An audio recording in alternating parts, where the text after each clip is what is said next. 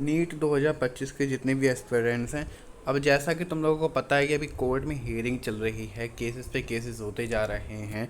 आपको मैं बता दूं, अभी तो आप लोगों को सिर्फ एमपी हाई कोर्ट का ही पता है कि वहाँ पे हियरिंग है। आज 29 तारीख को हियरिंग हुई है, बट दोबारा से डेट दे दी गई है। अब वो डेट जो है 1 जून कर दी गई है। 1 जून को दोबारा से कोर्ट में हियरिंग है, एमपी हाई कोर्ट में। वो इशू तो आपको पता ही ऑलरेडी, क्या इशू था वहाँ पे। इलेक्ट्रिसिटी ना होने की वजह से 2,000 से ज़्यादा स्टूडेंट्स ऐसे थे जो इनको दिक्कत देखने को मिली एग्ज़ाम में, तो उन्होंने कंप्लेंट फाइल कर दी है। अब ऐसे ही एनटीए अपना बोल रहा है कि हम लोगों की तरफ से कोई गलती नहीं, हम लोगों ने फेयर एग्ज़ाम करवाया है। अब exam output a court decision में determine and the re exam will conduct the impacted students. अब जो है आपका जो एमपी हाई कोर्ट है, उन्होंने बोला है कि आपका री नीट कंडक्ट करवाया जाए, बट एनटी अभी उस मोड में बिल्कुल भी नहीं देखने को मिल रही है।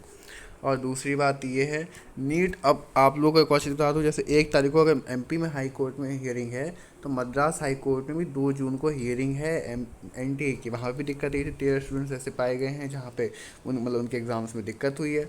एक जगह से दूसरी जगह शिफ्ट किया गया, उसके बीच में टाइम जो मिसमैनेजमेंट का हुआ, इस वजह से उनके जो एग्ज़ाम में बहुत दिक्कत देखने को मिली है, तो उन्होंने कंप्लेंट फाइल कर दी है बेसिकली। अब इसमें जो है कोर्ट डायरेक्टिव ने सीधा बोल दिया है एनटीए को, आप लोगों को 2 जून को सारी जो रिपोर्ट है, कितने स्टूडेंट्स टोटल पाए गए हैं जिनको दिक्कत देखने को मिली, वो रिपोर्ट हमें सबमिट करो। अब भैया ये चीज़ देखने को मिल गई। अब आपको क्या लग रहा है, डेट्स पे डेट आती जा रही हैं, अभी कोई मामला क्लियर हो ही नहीं रहा। यहाँ 14 जून को जो है रिजल्ट आना है, और कोई डेट ही नहीं पता लग रही। डेट्स पे डेट आ रही है, हियरिंग पे हियरिंग होती जा रही है, बट कोई रिजल्ट निकल नहीं रहा। आपको एक और चीज़ दिखा दो, आप शॉक्ड हो जाओगे सुप्रीम कोर्ट का नाम सुन के। बिकॉज नीट पीजी का एग्ज़ाम हुआ था, वो भी हाई कोर्ट में चल रहा है, बट अभी सुप्रीम कोर्ट में मामला चला गया है। अब जो आपकी लोग एक्सपेक्टेड डेट है, मतलब 2 जून से पहले पहले इसका भी हो जाएगा मामला ख़त्म। मतलब सब समझ रहे हो, जब पीजी का जो है केस जो है सुप्रीम कोर्ट में जा सकता है, बिकॉज सुप्रीम कोर्ट ही एक ऐसा वो है कोर्ट जहाँ पे 1 से 2 हियरिंग में ही केस को ख़त्म कर दिया जाता है। तो अब अगर ये मामला अगर सुप्रीम कोर्ट में नहीं गया, तो यार डेट्स पे डेट आती जाएंगी, और ये केस जो है ख़त्म हो ही नहीं पाएगा, और बच्चे ऐसे ही बाकी बच्चे परेशान होते रहेंगे।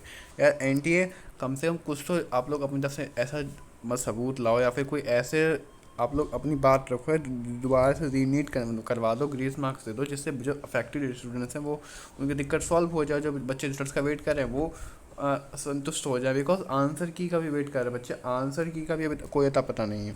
बाकी फ़िलहाल अब मेरे को तो यही लग रहा है, जब ये मामला जो है सुप्रीम कोर्ट में जाने वाला है, बिकॉज अब हाई कोर्ट में तो डेट्स पे डेट आती रहेंगी। बाकी जो पीजी का जो आप लोग एग्ज़ाम हो, तो वो तो सुप्रीम कोर्ट में मामला चला ही गया हाई कोर्ट से।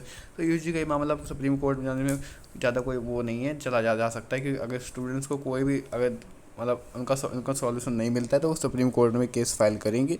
और सुप्रीम कोर्ट में केस फाइल हुआ तो पक्का 1 से 2 दिन के अंदर ही आप लोगों का जो सॉल्यूशन है वो मिल जाएगा। बाकी ऐसी अपडेट्स के लिए अब आप लोग चैनल को सब्सक्राइब कर लीजिएगा, कि लेटेस्ट इन्फॉर्मेटिव अपडेट्स आपको इसी चैनल पर प्रोवाइड की जाती है।